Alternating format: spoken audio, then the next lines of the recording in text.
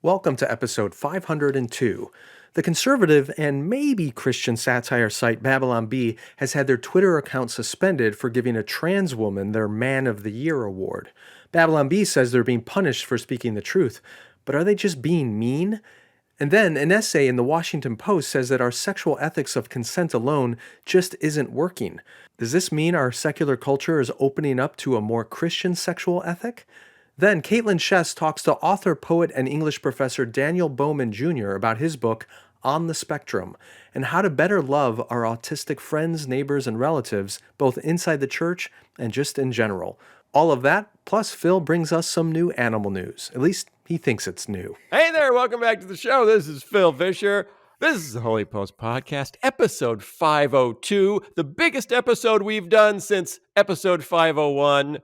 And not nearly as big as episode 500, which if you still haven't seen it, you should go back and watch it because it was fun. And you'd get to see the kind of facial expressions that Caitlin is doing right now, wondering what the heck I'm talking about, which you're in a semi-constant state, I think it's safe to say, of wondering what the heck is Phil talking about. Would you say that? The hard on the, semi-constant. Okay. I don't want to overstate. I don't want to overstate anything. I don't want to misrepresent. Not totally constantly. Okay. I don't know if you can tell, but I'm here with Caitlin Chess. Hi, Caitlin. Hi, Phil.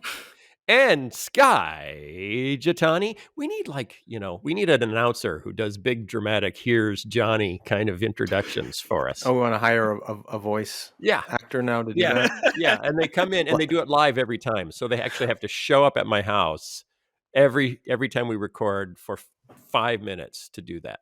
Who was the announcer? Was it The Price is Right? Don Pardo? Was that his name? Don Pardo. Yeah, he was a famous announcer. Yeah, I don't remember which one he was, though. I think he was The Price is Right. You know, the come on down guy. Yeah, come on down. You're the next contestant on The Price is Right. And here's the theme song. What's the news that you like the most? Who's your favorite podcast host? If it's breakfast, get your toast. It's Sky and Phil and the Holy Post. Sky and Phil and the Holy Post. And sometimes Caitlin. Okay, Caitlin, would you say we're off to a pretty good start? With what? The show. Yeah, sure. Totally. Oh, Jason's here too. Hi, Jason. Hey, Jason, you weren't here last week. No. You weren't here. It was so sad. Oh, it was. You got through it. We got through it. No, we got animal news. We got some animal news. Yeah, I know. See, Yay! That's okay, Caitlin. You're okay with that. No more monkey business. Publix, the chain of supermarkets, will stop selling coconut milk collected from enslaved monkeys. Is that on the label? How do you know? Enslaved monkey coconut milk? Yeah. Is that what it is? Who enslaved the monkeys? The monkey slavers. The slaver, other monkeys. It's monkeys enslaving monkeys to make milk, to make money. No, it is not. Publix, the national chain grocer, has announced that it will no longer sell the controversial milk brand Chaoco, which has been accused of using monkey slave labor. Activists campaigning with the People for the Ethical Treatment of Animals have advocated against grocers selling Chaoco for years. Back in 2020, PETA Asia went undercover to 8 Thailand farms to investigate the treatment of animals. The activist group alleged that monkeys were forced to harvest coconuts while being chained to trees. See, you don't want that, Caitlin. No, I don't. You don't want forced coconut harvesting. Why would that be monkeys? What they did? Like, why was that? No, I just mean, like, we have technology. We have like quote from Caitlin. Why would that be what they did? I'm just trying to understand how this happened. How did that come about? How did we end up with enslaved monkeys? And now it's the time for the part of the show we call "Why would that be what they did?" Do you know? I would guess it's because monkeys are better at climbing trees and getting coconuts. Have you ever seen a monkey run up a tree? Lickety split. Oh. Jiminy Cricket. Look at that monkey go right up that tree. Hey, maybe should we hire the monkey and pay him a fair wage with benefits and health insurance? No. I have a question. Let's chain him to the tree. Sky. Okay, this is in no way meant to diminish the dignity of monkeys. Please. Okay, I'm excited about whatever's going to happen next. I know. But, okay, no, this is a genuine question, and I think I know how PETA would respond already. But how is it different than having other labor intensive animal or beasts of burden? Is that what they're called? Yes. I don't know what you call, like horses and cows and oxen Yes. and other Yes. farm animals that are constrained and forced to labor in a field. Mm-hmm. Like, is it categorically different to use a monkey in this way than it is an ox, for example? Yes. Well, here's the obvious question: has Publix stopped selling milk from enslaved cows? Right. Like, what makes an animal enslaved? Yes. Julie just pointed out that we actually touched on this story way back in episode 443 when it first broke in the news, but now it's gone further. And I'm not sure what our conclusion was then. I don't think. See, my question is: are we losing something? Yes, Julie. Thanks for helping. Are we losing something if we start to use concepts like slavery and start to apply them, to non-human situations, like my ant farm or the horse that pulls the cart in Central Park? Is that slavery? And should we really keep this in the realm of mistreatment? Are we mistreating animals just to make a categorical difference between human and animal, which, by the way, PETA wants to eliminate that categorical distinction. So here we are. Is this a case of, because we're dealing with a primate species, which is obviously much closer to humans genetically and in biological categorization, that we project more human-like qualities and therefore moral and even legal categories upon them in a way you wouldn't say with a bovine animal or a canine animal? Yeah, because I frankly have never heard a cow complain.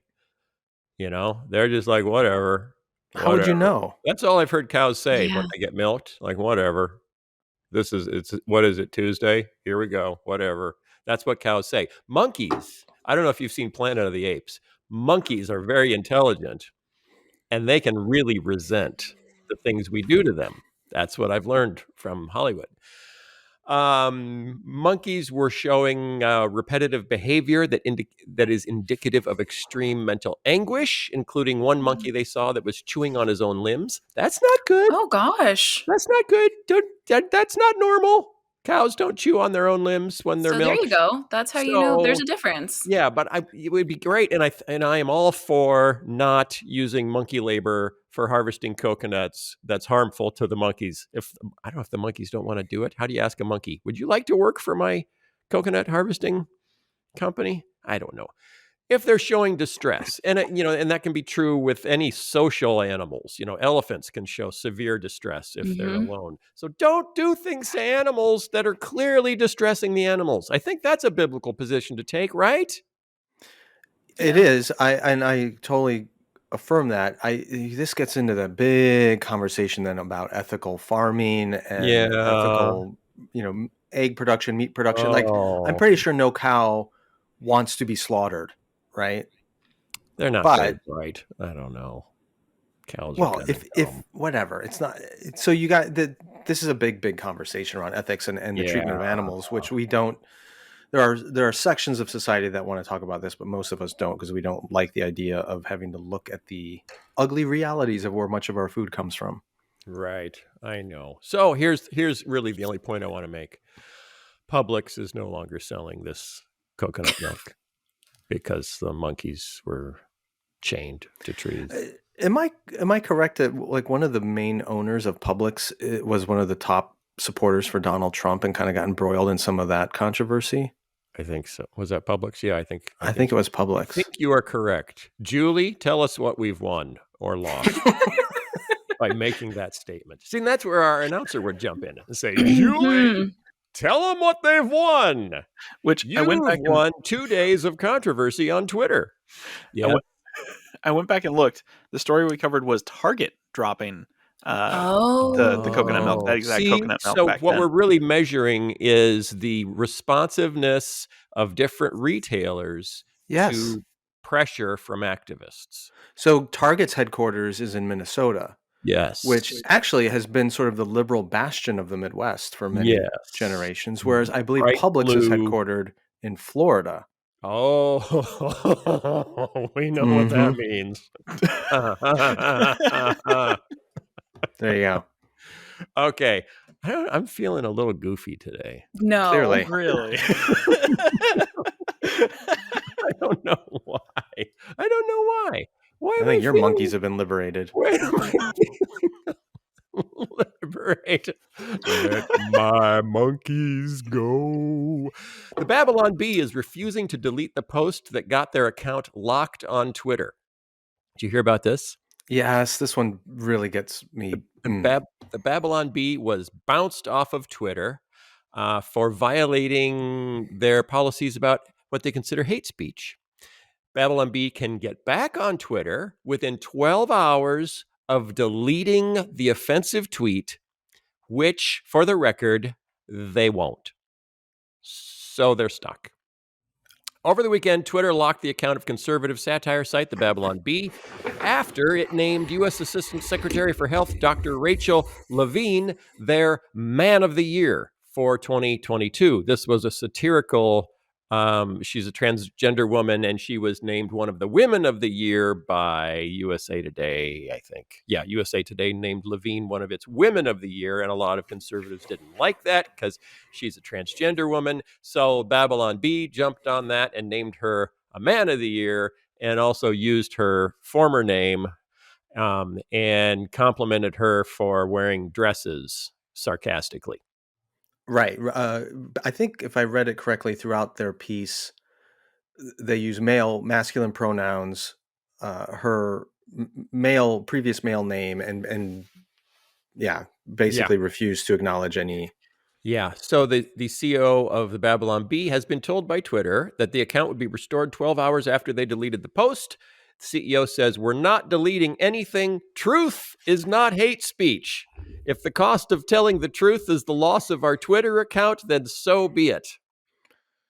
Remember that, kids. Anything you say that you consider to be true cannot be hateful. Caitlin?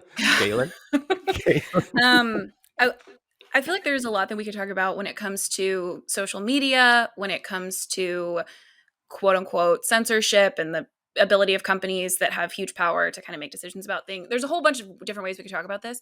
I think the first thing that comes to mind when I hear a story like this is that we have just completely lost the plot when it comes to living a common life amongst people who disagree with us, in that this is taken as like a way to be a faithful presence in the world is to just mock and intentionally harass or, just abuse other people verbally. And that's seen as not only being truthful, but that's seen as like contributing in some way to what it means to be a Christian in a world that disagrees with you about some things, instead of recognizing that you've completely burned a bunch of bridges to continue to find places of common agreement with people who disagree with you on some things that you could be really fruitful in the future.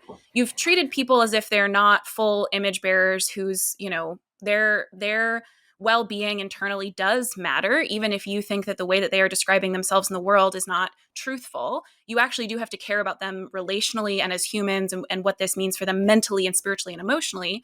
And we just have lost a sense of being combative for the sake of being combative and riling people up by being aggressive online is not in any way a Christ-like strategy. And the idea that we would do that for either a political goal or to gain social media followers or to just make a point and have fun, quote unquote, flipping tables is just so counterproductive and un-Christ-like. And it just continues to make it harder for people who are trying to have faithful witness among people who disagree with them to do that work, because other people are seeing this as the way that Christians engage. And regardless, again, of what you think about Twitter or what you think about, the point they were trying to make, it's just so patently unhelpful and unkind to do it in the way that they are doing it. Caitlin. Phil. How am I supposed to run a profitable Christian satire website if I can't make fun of liberals?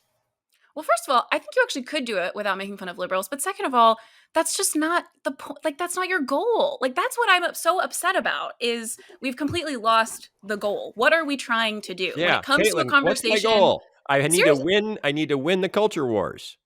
no, And make yeah, money that doing is a it. bad that is a Yeah, bad and make goal. and build a successful business whilst winning the culture wars. Do I sound smarter when I say whilst? No. Not right now, no. Okay. A couple of things. First of all, the Babylon Bee people are trying to make some kind of First Amendment appeal, like we're being punished for just speaking the truth, whatever. Twitter is not the federal government, and the First Amendment does not apply to Twitter. Twitter is a privately owned company that can put whatever limits on free speech it wants to on its platform. And it has determined that Babylon Bee violated its speech code conduct and therefore can do whatever it wants. So let's put that to bed. Secondly, to Caitlin's point, their defense is consistently been, we're being punished for telling the truth. Since when did Babylon Bee present itself as a journalistic entity that is there to tell the truth? It's by its own admission satire and comedy, and it was trying to use a transgender official in the federal government as the butt of a joke, and they did it in a really cruel way. That's all this comes out. This is not about truth or lies. This is about bad, mean attempts at humor that are just cruel, and Twitter's decided we don't want to support this, and they took it down. That's all this is. Okay. And you don't have to put the Christian label into all this. And Caitlin, you're right. The fact that this did come from a group that identifies as Christian makes it that much more distasteful and horrific. But it's just bad humor that's mean-spirited. And if a private company doesn't want to display that, they don't have to display that. And I don't see why Babylon Bee... What annoys me the most about this entire story is Babylon Bee is making hay out of this. They are getting attention and affirmation and probably who knows what kind of funding, because they're now seen as some kind of anti-woke crusade engine that... Oh no. Am I giving them attention? Am I doing exactly what they want me to do? Am I a tool of the man? You're a monkey on their chain. Maybe. Am I an enslaved monkey picking coconuts for the man, for big pharma or big not cow milk? Big Babylon. Big Babylon? Help me, Caitlin. I feel like I'm losing the plot. We've lost the plot. No, but that's why I said I think it's so important to think about the larger strategy of living in a pluralistic culture that this exemplifies. Because the fact is they are, drumming up support by being kicked off Twitter and by kind of painting themselves as a victim. And they're drumming up support amongst people who think that that's what it means to live in a pluralistic world faithfully and boldly as a Christian, is to just be wantonly cruel to other people. And it's important, like, you don't want to give, them more fuel to their fire, but you also have to acknowledge among churches, like people that we are interacting with, especially for people who are pastors of churches or are leading small groups or are doing things like that, they have to realize that whether or not someone in their congregation is involved in this particular dust up, that they have also, there's many people in our churches that have imbibed this sense of what it means to live in a pluralistic world. And that takes a lot of hard work of discipleship to work that out of people. Okay. Well, I was a fan of Babylon Bee when it first launched because it was doing, kind of self-reflective in jokes about it. We were making fun of ourselves. And then what happened, Phil? How did it change? They sold it. The guy who built it and was running it was having a hard time making money, so he sold it to someone else. And the new owners repositioned it as a conservative satire site, not primarily a Christian satire site. And now they're owning the libs. Right. It's a conservative satire site that's not poking fun at people within the conservative camp, which would be self-deprecating. No, we don't self-deprecate anymore. We now deprecate on others. What? Why did Sky like that so much? And Caitlin, I really like that. I really like that. Okay. Can we talk about sex? Oh. Yes. Okay, if you if you listen to the podcast with your children, this is a warning that the next story it has sexual content. So you might want to listen to it first without your kids to decide if they're old enough or mature enough or whatever enough to listen to it with them. Okay, We have to define age appropriate. age appropriate means appropriate for the age. Okay, now we're going to the Washington Post, where Christine Emba wrote a piece last week about sexual ethics. And the headline is very interesting. So, Sky, there was a while ago, in fact, on our 500th episode, you said something about how even irreligious or non-religious or unchurched or anti-churched nuns have a certain, that even secular people more and more have a certain dissatisfaction with secular life. Mm-hmm. Do you remember when you said that? I did. That was when we were predicting what we think the next 10 years will hold. Yeah, and it came true like the next day. Like that. Mm-hmm. So here's, this is in the Washington Post. Headline, consent is not enough. We need a new sexual ethic. Let me try to give you just a brief summary based on some of the first statements in the article. Young Americans are engaging in sexual encounters they don't really want for reasons they don't fully agree with. She says, in our post-sexual revolution culture, there seems to be wide agreement among young adults that sex is good, and the more of it we have, the better. But in this landscape, there's only one rule: get consent from your partner beforehand. So that's the only thing we can agree on. That consent. It makes it, whatever else happens, makes it okay. But the outcome is a world in which young people are both liberated and miserable. While college scandals and the Me Too movement may have cemented a baseline rule for how to get into bed with someone without crossing legal lines, that hasn't made the experience of dating and finding a partner simple or satisfying. Instead, the experience is often sad, unsettling, and even traumatic. So her conclusion, and this is a pretty dramatic point that she's making in the Washington Post: consent alone is not the standard for good and ethical sex. We need a new ethic because consent is not enough. Sex is complicated. It involves our bodies, minds, and emotions, our connections to each other, and to our deepest selves. Okay. Anything surprising about that so far? I'm sorry, people probably aren't watching this. They're just listening. And you are like dancing like a marionette on the video for reasons I don't understand. Anything? Got anything? Okay, I'll keep going. No.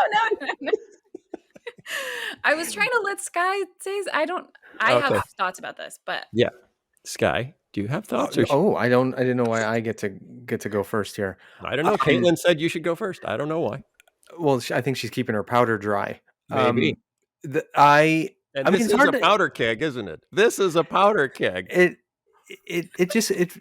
Coming from a Christian background, it's kind of verifying the rhetoric that I heard since I was a teenager, which is, the secular culture's understanding of sex is deeply flawed and anemic and unsatisfactory.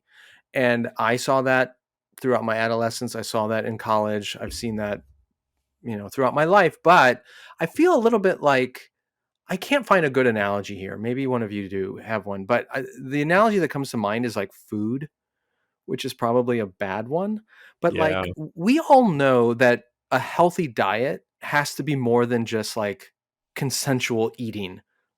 Like you have to actually choose parameters for your diet, what you eat and when you eat and how you, like, we know that a healthy life of food is more than just not stealing food from somebody, right? Okay, and the monkeys. This is a bad analogy. I've already said this is a bad analogy. I was waiting for that. The monkeys have to consent to picking the coconuts. But we know that actually being healthy with food goes way more into.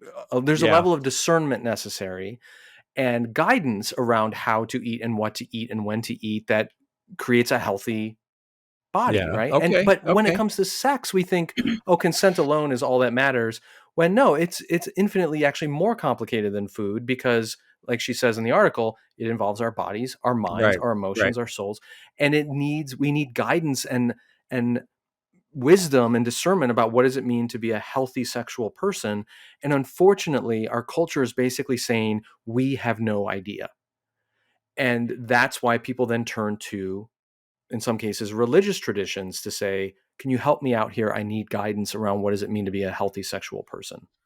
But we're not allowing that conversation in most of the culture. Right, right. I did wonder, when they said, okay, young people are liberated, I wonder what do we think they're liberated from?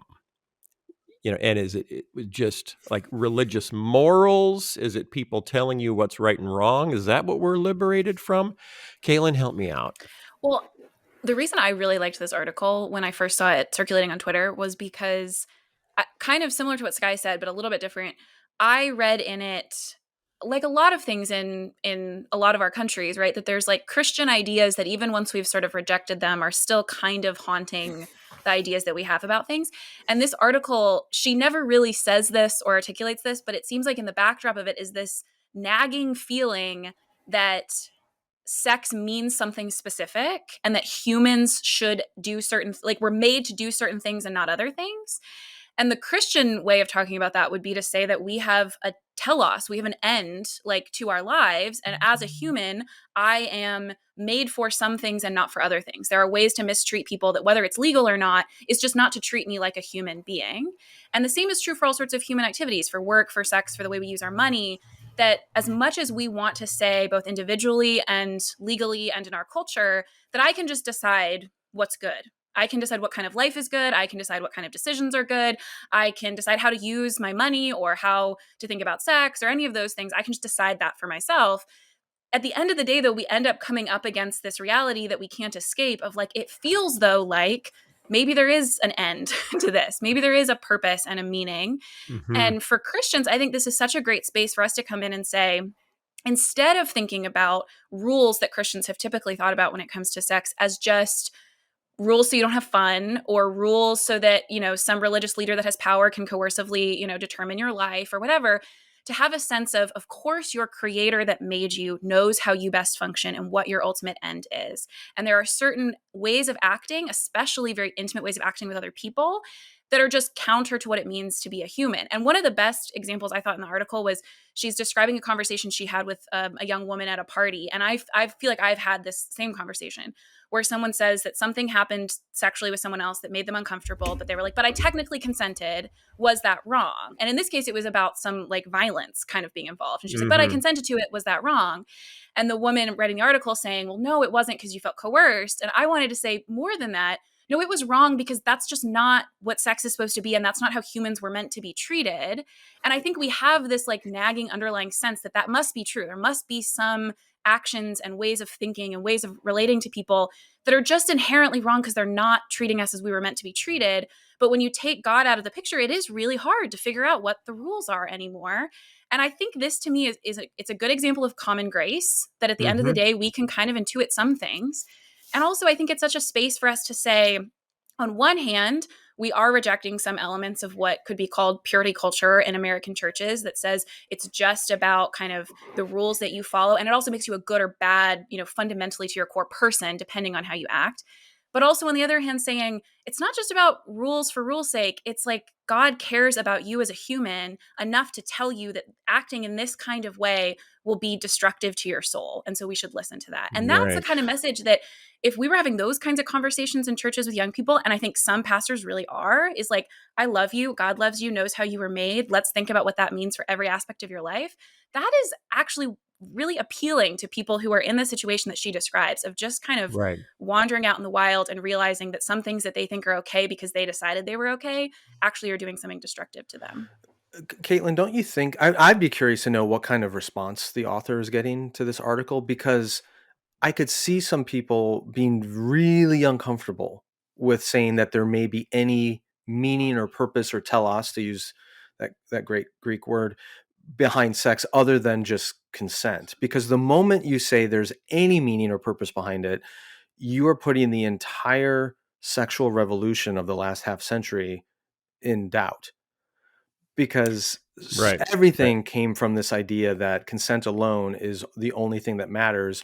And I mean, not to open up a can of worms here, but like I mean, everything from birth control to divorce to gay marriage to transgender rights, all these different things all flow from this understanding that there is no telos, that there is Mhm. no outside authority that can ever say what sex is supposed to be for and what it isn't.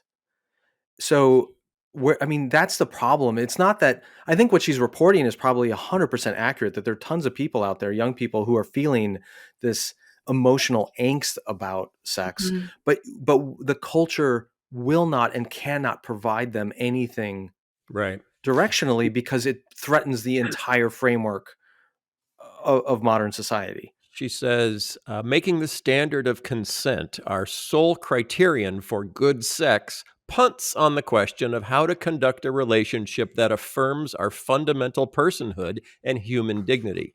And the question is, if you've ejected moral frameworks in general, how do you have a concept of fundamental personhood, and human dignity? Is it that has to be Right. rooted in something? Yeah. I've always thought that we were trying to get that our culture wanted, and this is watching like sitcoms and how they treat sex, starting when I was a kid in The Love Boat, where on The Love Boat, I'm watching with my grandparents, and there's always, by the end of it, somebody's in bed with somebody else, and it's ha, ha, ha, ha. And, off they go to the next episode. And then you get, to Friends and, all these shows where sex is a humorous B plot behind whatever the A plot is of that episode.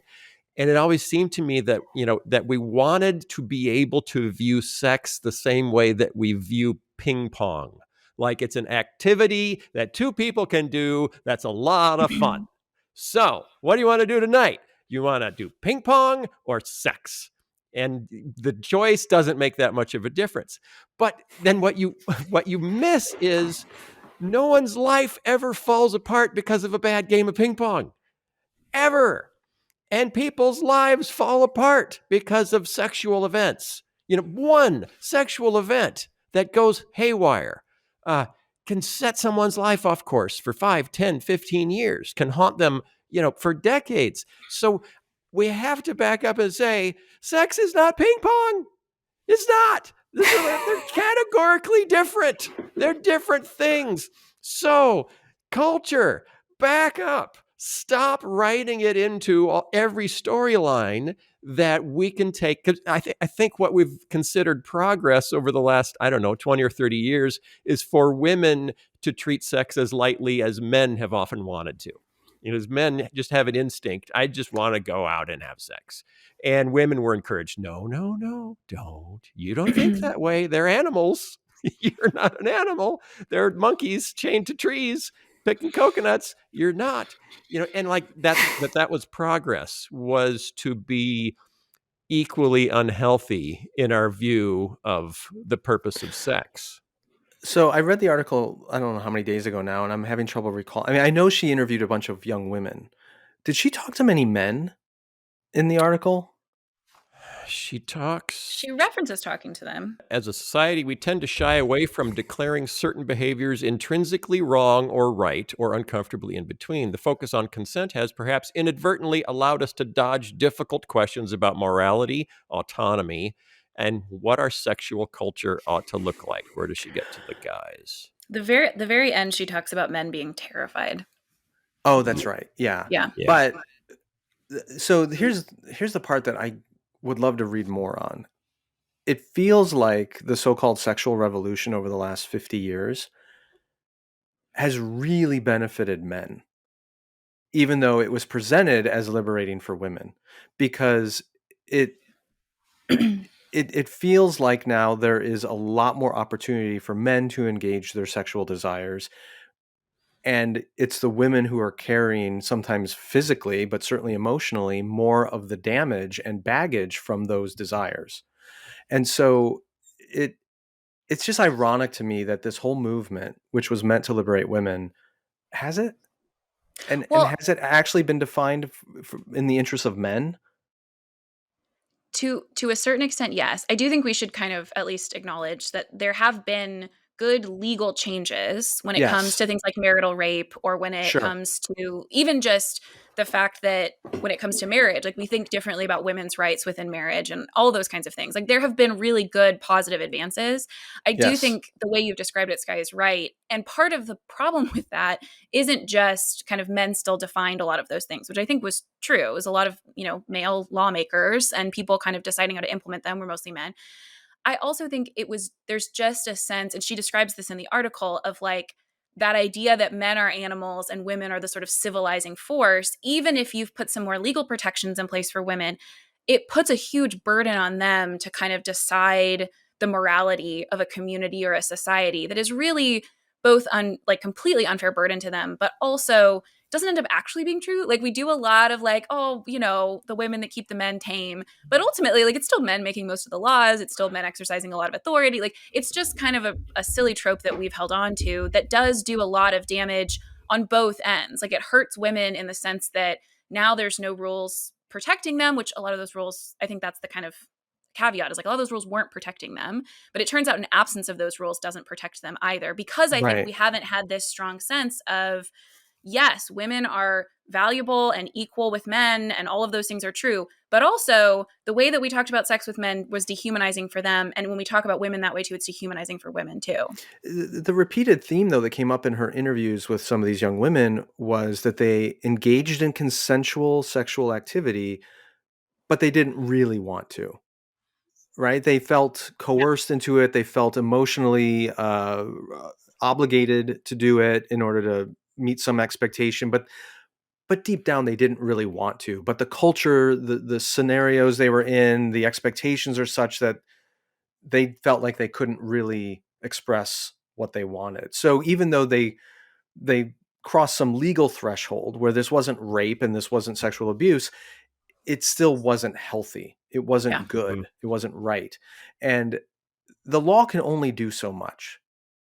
And that's kind of the point here. And that's where I mean, there's a lot of work that needs to be done on just male attitudes. And I don't know where to be. There's just such a huge mess. I don't even know where to begin to untangle the knot. But I think about this a lot because I have a daughter who's in college now and a son in high school. And like, these are obviously topics and issues that come up in our conversations just in this age or in this culture. And like when I was that age, even though I went to a secular university, there were a community of people that still maintained perhaps the residual ethics of Christian sexuality, and it was respected. And I look at what life is like now for my kids at that age, and it's like it's really hard to find that anywhere. Mm-hmm. Right. And then you read an article like this and you go, it's heartbreaking, because I know that there are especially young women who are engaging in sexual activity who really don't want to. And yet they feel like they have no alternative. Right. Right. I don't know if you know anything about the show Euphoria on HBO, but it's about, teenagers living poorly. And I'd read enough articles about it that I finally sat down and just watched the pilot, and it is so depressing. It was the most depressing thing I've ever watched. Just, it's just teenagers taking drugs, having sex, no one's smiling. And like that, what? I don't even know why we're telling this story. What vision are we painting for whom? But that, it's to describe the problem of growing up at this time of ubiquitous porn, easy access to lots of medications, and the loss. I guess that's the liberation. It's the loss of a moral framework to push decision making through. Mm-hmm. So it's I guess this is what I do at this age. The author ends up asking, kind of summarizing what she's heard from people. She said, I asked many of these people what a better sexual world might look like. Listening, I heard. Care, they said. Mutual responsibility, some suggested. Or, as one woman plaintively put it, and I thought this was really telling, can we not just love each other for a single day? And then she says, that question points to what looks to me like a good answer. The word love tends to conjure ideas of flowers, chocolate, declarations of undying devotion, but the term has a longer, more helpful history. Thomas Aquinas, here comes Thomas Aquinas, everybody. Didn't expect that, did you?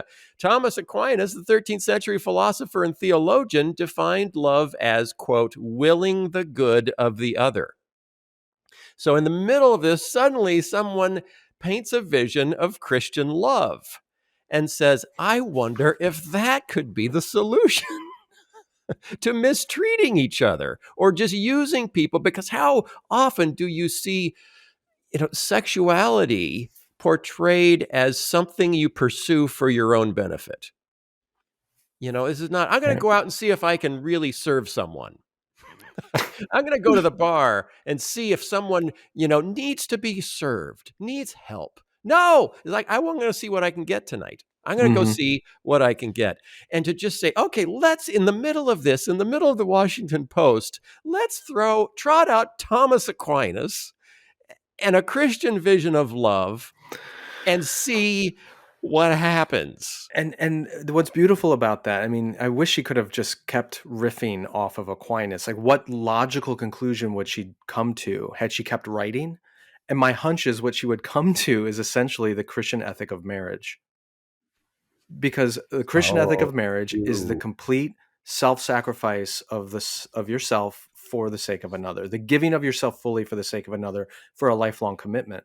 That is a safe context for sexual activity. Yeah, and I know I sound like, aren't you gonna bump into patriarchy? You're gonna, I know. If you drive there, you're gonna bump into all sorts. You're the shadow side of some of our traditions. I understand, but I know I sound like the old, purity culture guy here at this moment, but I still believe in the Christian ethic of marriage, and it just the fact that a secular writer investigating the effects of secular ethics on young people and sexuality is essentially on the path of affirming Christian marriage. Yeah, should not surprise us.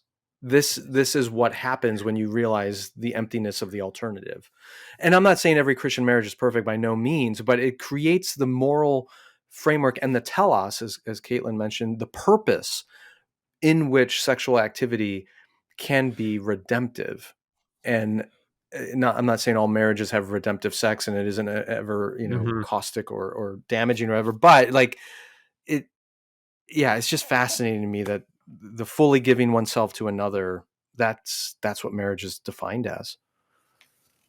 Can I just add that I think the one thing that I hope no one hears too is that, as you've so helpfully caveated, Sky, so many of the dynamics described in this article exist in Christian spaces and then sometimes end up being constituted by Christian space. This is a good area to think about the fact that we don't exist as the church in this isolated little corner away from the culture. We are, influencing what happens when it comes to sexual ethics out in the world, and the world is influencing us. So the idea that sex is ultimately about what I get, that happens in the church a lot. We just say, don't do it until the right time. We still kind of have this assumption of men as animals and women as civilizing, of the idea that your kind of base instinct is probably fine to just follow as long as you can. But we have these little parameters instead of, what does this really look like as a good?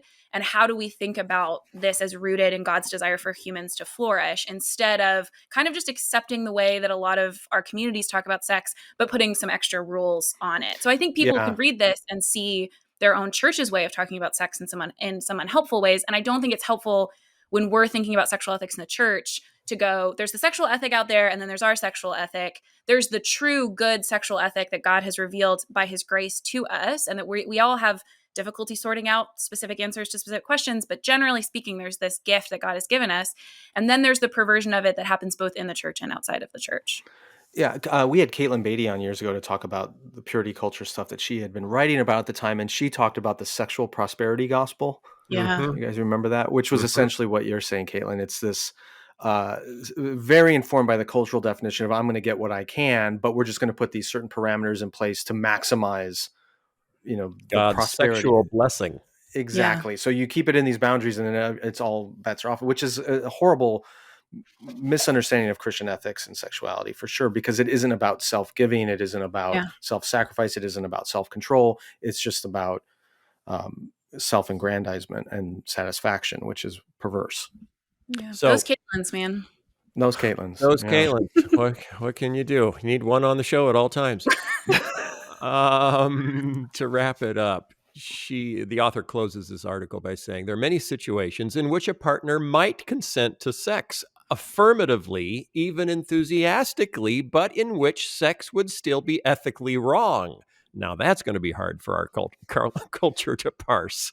Like, when is it still ethically wrong, even if it's two quote unquote consenting adults?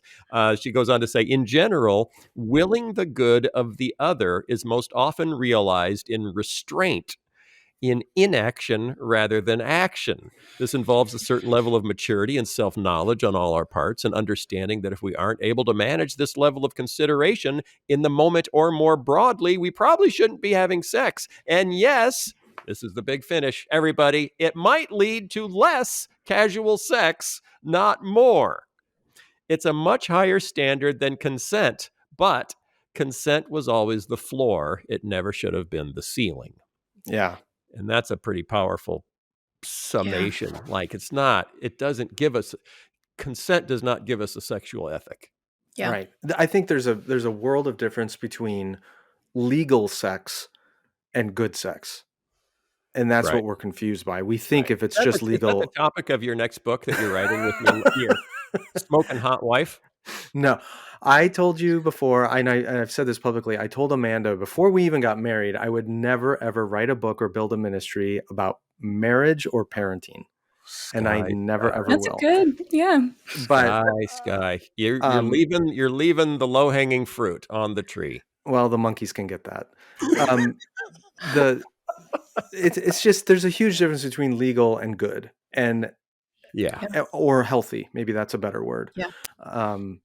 And I would hope that the conversation culturally and certainly within the church could not even have to talk about the legal question, because that should just be no duh. Yeah. And we could have a really good engaging conversation about health and goodness and ethics.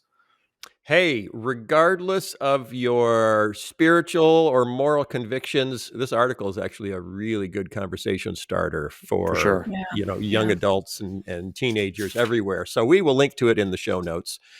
Caitlin, was there anything else you wanted to say before I wrap it up?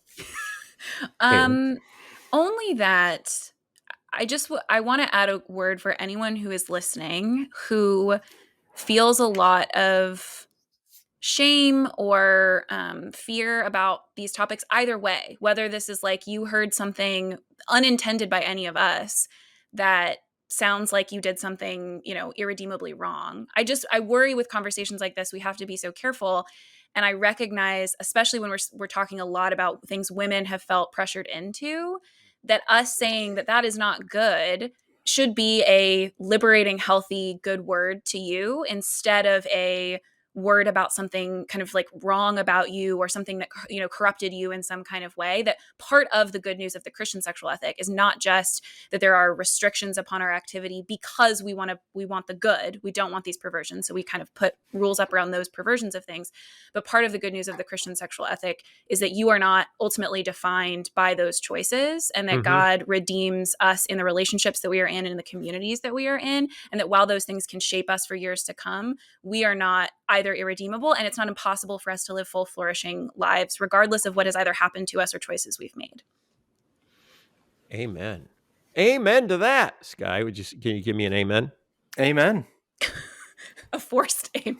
That's not forced. I just, Jason. You said it beautifully, Caitlin. And that it is really, this is a difficult topic and people are hearing it from many different perspectives. And we are all fortunate to follow a God who redeems all things. Yeah. And so we don't have to live in shame. Amen to that too. Jason, amen. Amen, Jason? Okay, thank you. Okay. Hey, everybody. Thanks for listening. It's been a great week. We're having fun. We appreciate you coming out and supporting us. A lot of people signed up on Patreon because of the new book club, where you actually can get a book for free or at a steep discount because you're signed up. So go to our Patreon page. Check that out. Go to holypost.com. You can check is there a Patreon button or a support us button? What is it? Support us, I believe. Support us. You can check out the support us button. And like I said, in the 500th, we get to buy Caitlin new sweaters. It's hot now. Well, they're on sale then. Yeah, good point. More sweaters for the dollar. We appreciate you guys. Thanks for your support. Stay around for the interview. It's going to be fantastic. And we'll talk to you next week. Thank you. Bye. The Holy Post is brought to you by our listeners who support us on Patreon. This episode is also sponsored by our friends at Faithful Counseling. Hey, are you under much stress? Do you ever post things on Twitter or Facebook that you later regret? Am I projecting? We all face stress and anxiety, and sometimes it's really nice to talk to someone who can actually help. Faithful Counseling is a Christian counseling service with more than 3,000 licensed therapists across all 50 states. And you don't have to go into an office. You can schedule secure video or phone sessions, or even chat and text with your therapist. With expertise in depression, stress, anxiety, trauma, family conflicts, and more. Not happy with your counselor? Ask for a new one at any time. Financial aid is available for those who qualify. Plus, Holy Post listeners get 10% off your first month from our sponsor, Faithful Counseling. What have you got to lose? Give it a try. Go to faithfulcounseling.com/holypost. Just fill out a questionnaire to help them assess your needs, and you'll get matched with a counselor you'll love. That's faithfulcounseling.com/holypost. And now, back to the show. Our guest today is Daniel Bowman Jr. He's an author, a novelist, a poet, and the associate professor of English at Taylor University. At the age of 35, he was given an autism diagnosis, which in part led him to write his newest book, On the Spectrum: Autism, Faith, and the Gifts of Neurodiversity. He says too many of us have been taught to think of autism strictly as a deficiency, as an abnormality, and that makes it even harder for us to love, embrace, and welcome those in our communities who have autism.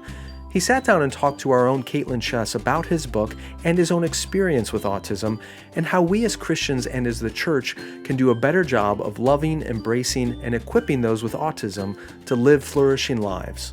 Here is her conversation with Daniel Bowman Jr.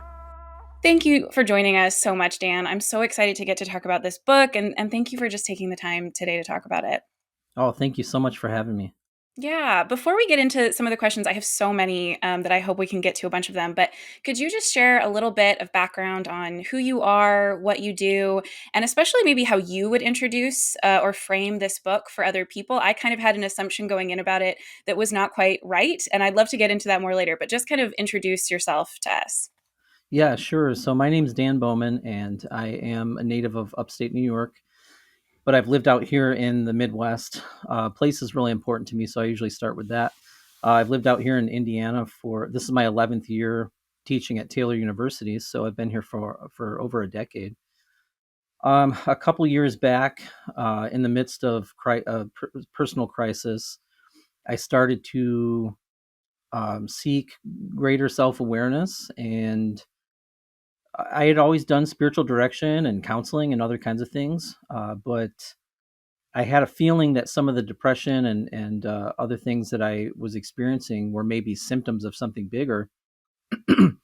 And so at one point I started reading about the autism spectrum, and it made perfect sense to me. And then being a writer, I had to start writing about it to try to unpack it. And, I teach my students that writing not just as communication, but as discovery. And so I needed to delve into this and figure out what it had to do with my life, how I could reconcile that to my professional and personal life and my faith and that kind of stuff.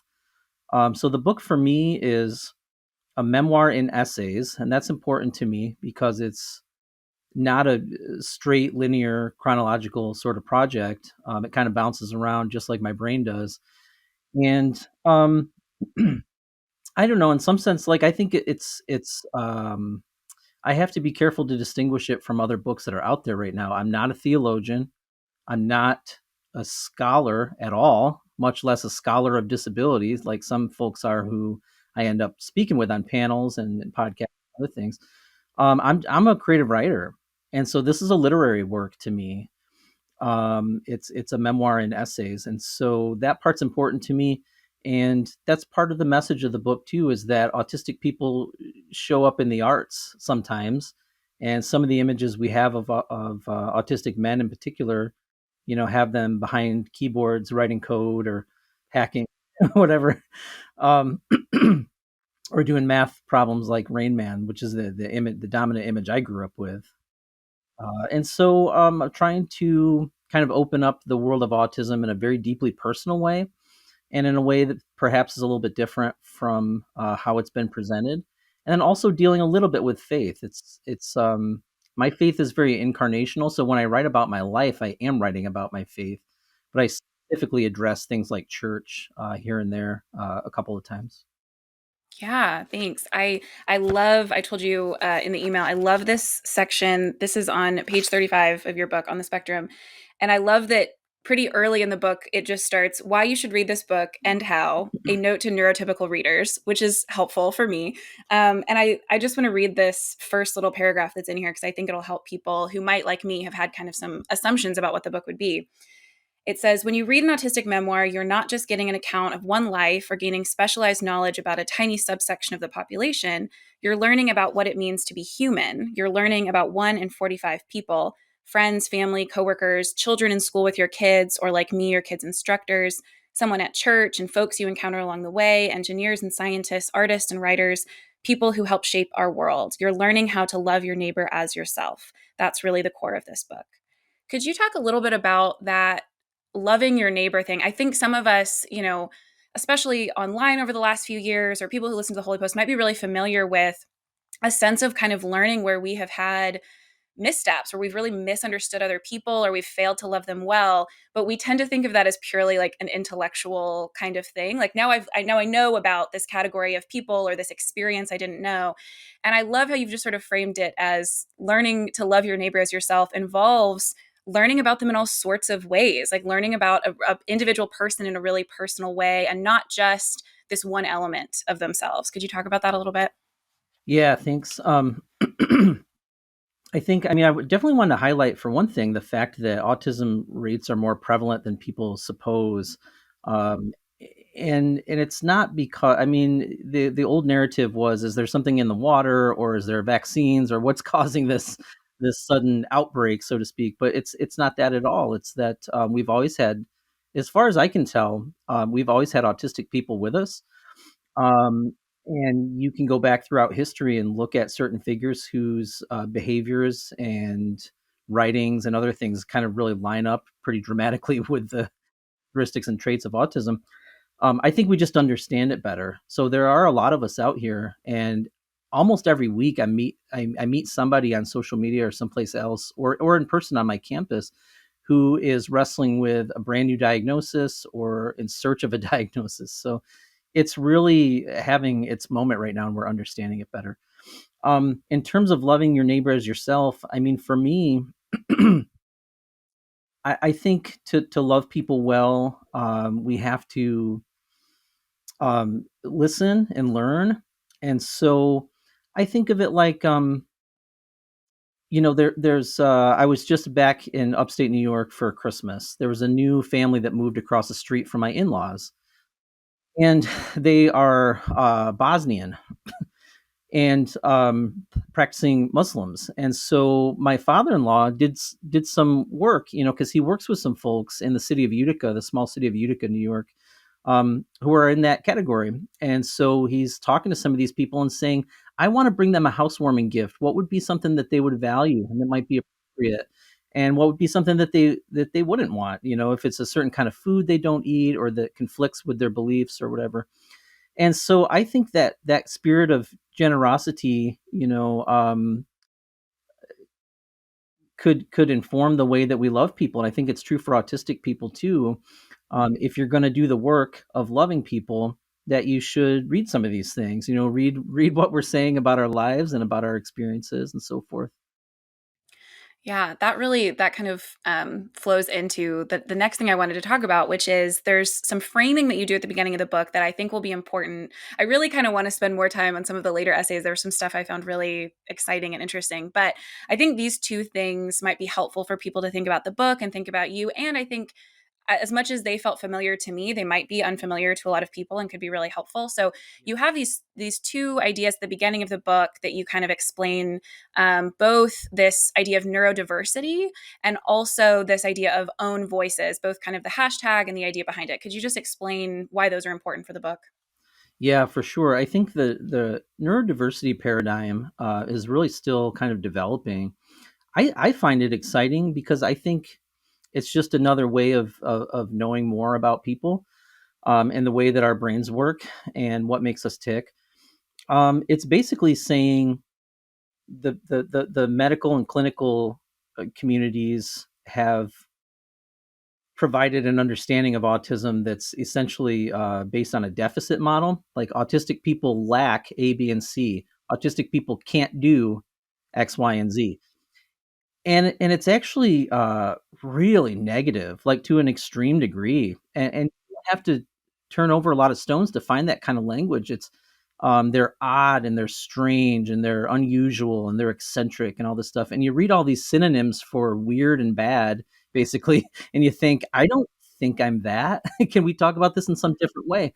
And so the neurodiversity paradigm simply says, um, autistic brain wiring is different from neurotypical brain wiring. It's going to manifest in ways X, Y, and Z, and these are actually features, not bugs. They're not deficits necessarily.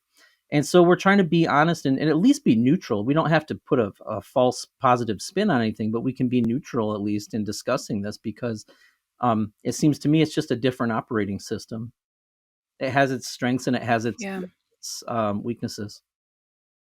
Yeah. And can you talk about the relationship between that and the own voices kind of thing? Because that was also something that I had kind of, been around people doing counseling and social work and had a sense of moving towards this neurodiversity paradigm for the way we talked about it. But I also realized at some point in kind of my own thinking about all of this that I really was still mostly listening to parents or relatives of autistic people and not listening to the people themselves. Yeah, that's become really important to me. In as much as certain works are really significant for me, like Uniquely Human by Barry Prezant or Steve Silverman's Neurotribes. These books provide a lot of years worth of insight that people have researched very carefully and everything, and that's wonderful. However, for the lived experience, I think you do want to see own voices to some extent, especially in an area that's newer. I think like neurodiversity or neurodivergence. Um, it's it's just tough to get an accurate picture of what it feels like, the contours of daily lived experience from the autistic point of view, unless you're reading own voices. And so I'm not someone who's saying like, oh, a novelist can't have an autistic character unless that person's autistic or whatever. That's fine in fiction. I know things happen there. But more and more, I'm simply looking to center the lived experiences of autistic people, because that has all kinds of implications that can help shape policy and pass legislation and get support for people who need it and all sorts of things like that. So I think we should sort of be in the driver's seat, and that makes sense if you look at anything else historically, any marginalized people group.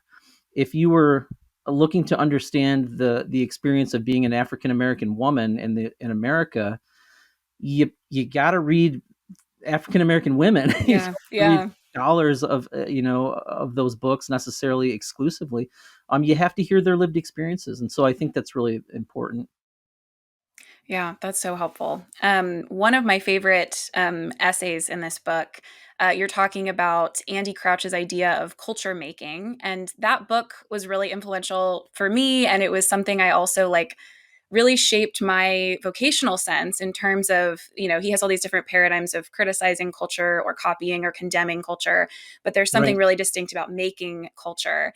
And I love the way that I love that book and I've recommended it to a lot of people, but it was helpful in this essay to get a sense of, and actually two of the essays, you kind of talk about this in different spheres of your life, but it was so helpful to have an example of practically what that could look like Yeah.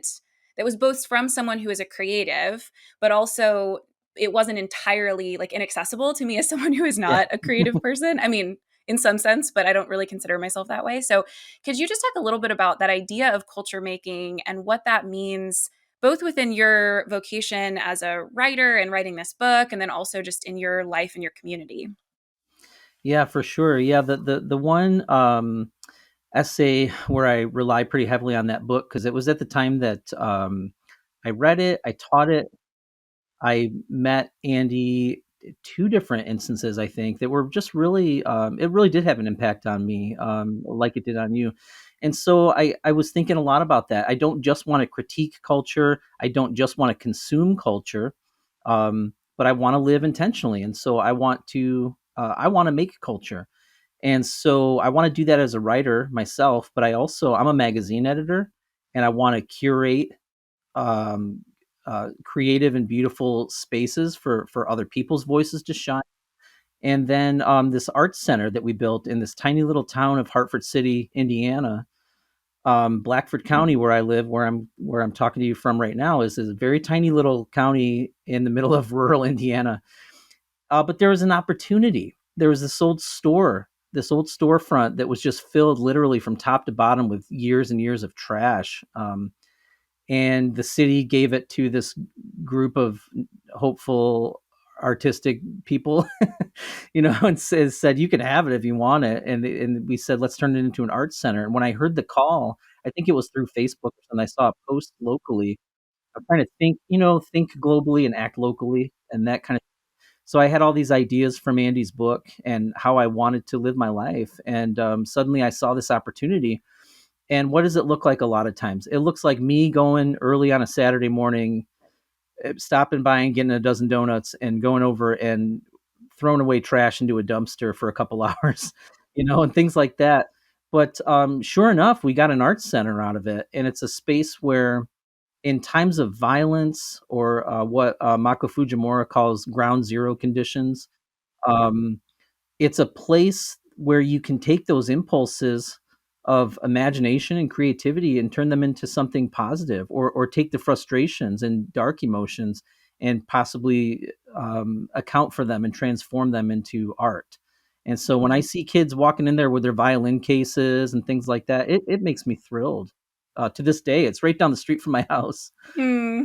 I love that. I love that in part because it was, like I said, so great to hear you talk about kind of what that meant to you personally and your vocation. But it was also Yeah. helpful for me as someone who, I'm a writer, but I don't do a lot of creative writing, and I don't think of myself as very artistic. But it was helpful to have a vision of, oh, if that was an opportunity in my community to support creating beautiful things, and I could show up with donuts and throw trash away, I can do that for sure, and that would be a kind of culture making. It didn't have to be this like highfalutin thing. It could also be showing up and, just helping in my community in a way that could produce something really beautiful. I love Yeah, that. and it's very relational, which was good for me, especially as an autistic person.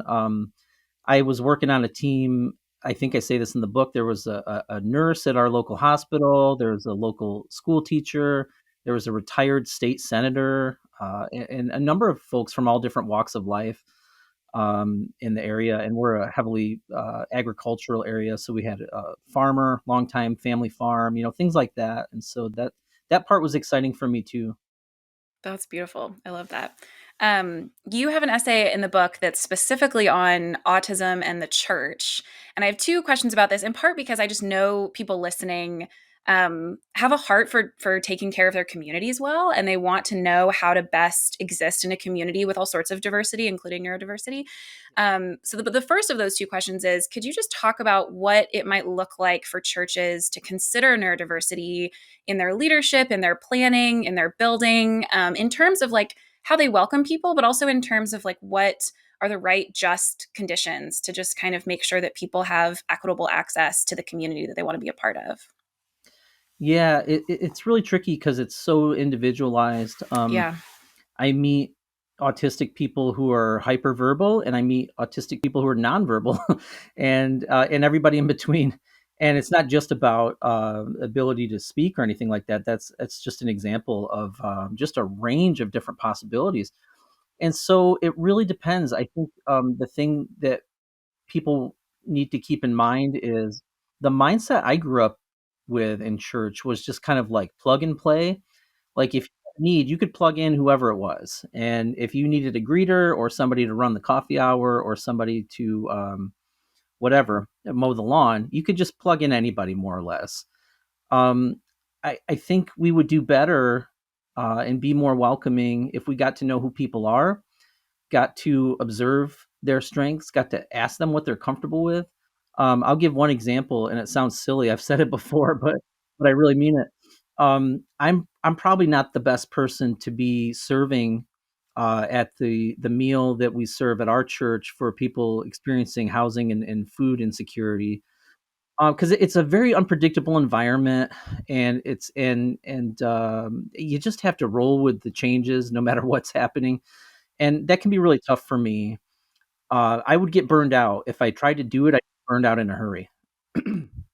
However, I love babies, and they're very calming and soothing to me. I loved when my own kids were that age. I've got two kids, and I used to like going down in the nursery. And if there was a screaming baby that nobody could get to calm down, I'd say, bring him over here, and I could get him, and I could just sit in a rocking chair and wait until the baby falls asleep, and the heft of his weight is just on me, and I sweat right on my shirt. I love that, and I'm good at it. But they're not going to ask, a middle-aged man probably to go run the nursery. But I'm like, this is a gift to me. I like it and I'm good at it. So why not be creative and plug me in there if that works for me. So I think we just have to be thoughtful in the way that we approach things and basically find out what works for people. Yeah, I love that. I think there's so many questions, that we've been talking about on the Holy Post too, about how churches can respond to all sorts of things differently. And it does seem like a lot of them come down to you have to know your people and you have to be really context specific and not just think one size approach to everything, kind of fits. Yeah.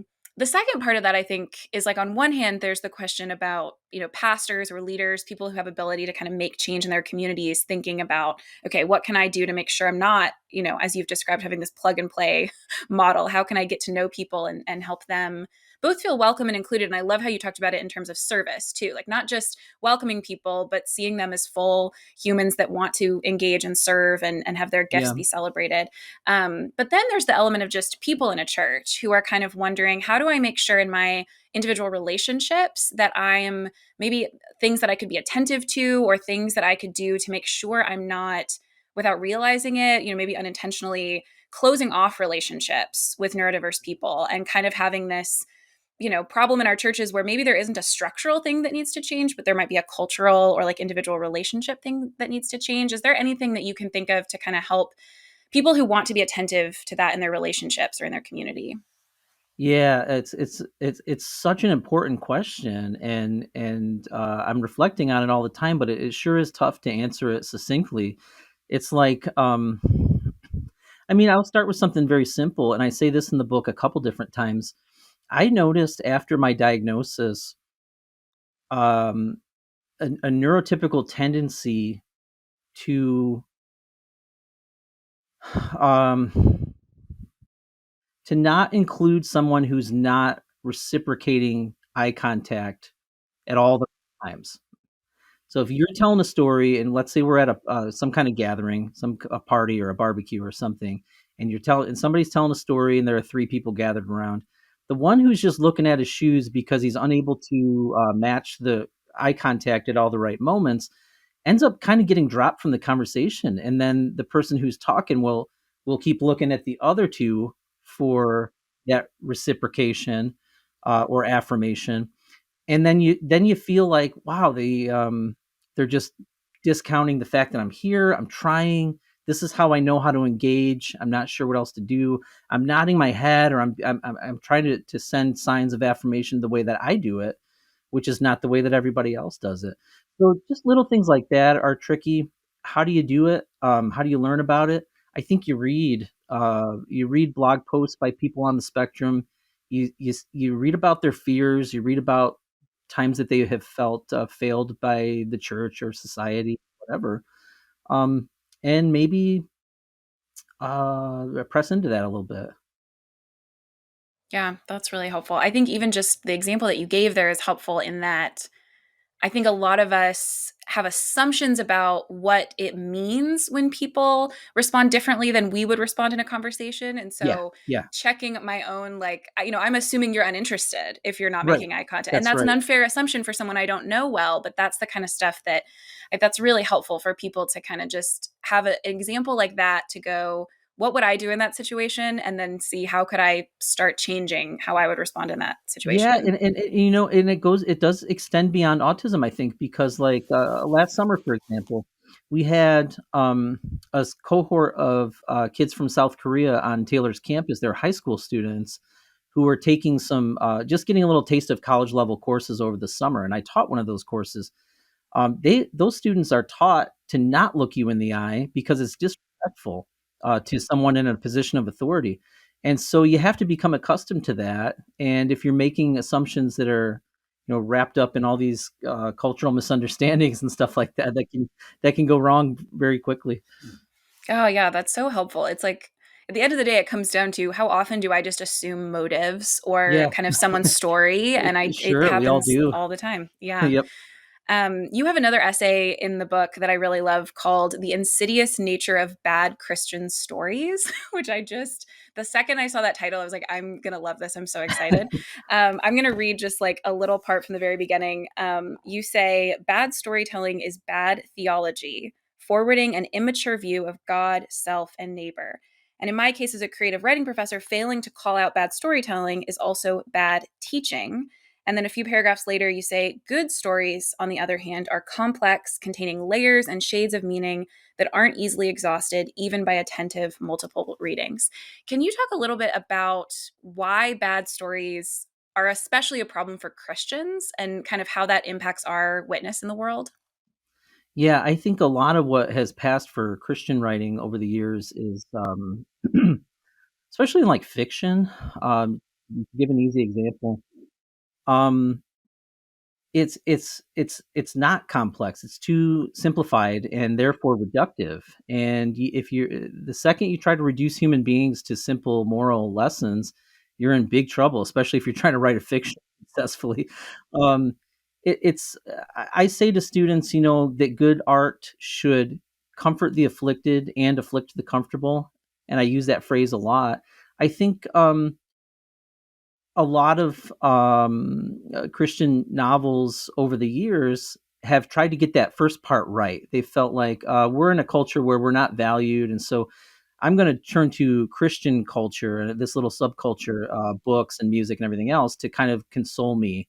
It brings me comfort, and there's good and right comfort in that. Learning more and communing with God and fellowshipping with other people and so forth. But at the same time, if those books don't challenge you, then you're going to get too comfortable. So I use an example like I sometimes I think of the film Hotel Rwanda. It's a dark and poignant film. It's not what you want to put on after a long week and order a pizza to relax. But if you keep looking away from that stuff your whole life because you want to stay comfortable, you're never going to understand what people go through all around the world in areas where they're war torn and genocide and all kinds of other things. So I think good stories should shake us out of our comfort a little bit too. Yeah, and I love how this book sort of does that in another way, in the sense of this isn't sort of just like a neat beginning, middle, end kind of story. And it's not, both because there's all these essays that are about all sorts of different things, but also because you begin the book with a bunch of kind of personal storytelling that isn't easily resolvable or kind of fits into what if someone was going to write a story and wanted it to have this kind of neat bow at the end, it's not the story that they would tell, which is representative of the fact that it's a real human story and the kind of thing, as you've talked about, that really has the potential to influence how people live their lives and have relationships with people in a way that those neat stories wouldn't be able to do. Yeah, and that's just so important to me. I think that just the messiness. Anyone who is around an autistic person or is, God bless them, trying to love an autistic person is going to understand the messiness of this. And so my thought was, I tell my creative nonfiction students that vulnerability is going to be at the core, and if you can't tell on yourself and you can't lay it all out there, it's not going to be a good essay or a good memoir. And so I had to try to follow that advice myself, and it kind of hurt to do it, but I had to get that out there and try to be as vulnerable as I could, because there's so much pain and suffering, in families, and if I'm trying to sanitize it, it's not going to work. Yeah. Yeah. Isn't that the worst when you've told people something and then you have to do it yourself? You have Yep. also, you have another essay in the book that I really love, that at first I was like, maybe not going to read because I saw it was about marriage and I'm not married. And I was like, whatever. But I was trying to commit to, like you said in the beginning of the book, just reading all of them and not skipping things and kind of just immersing myself in this gift that you've given us. But I was also pleasantly surprised because that essay, I think, so described all sorts of human relationships, not just marriage. And there was a line in the essay where you talk about marriage as people loving the expanse between them.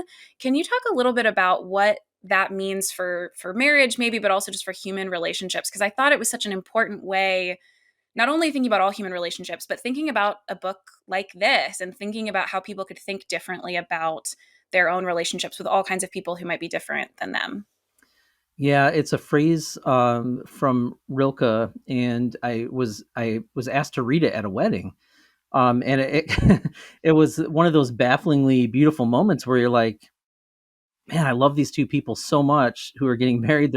I'm so close with them, and now I think it's even cooler because they're asking me to read a passage specifically, not trying to control the other person, not trying to turn them into some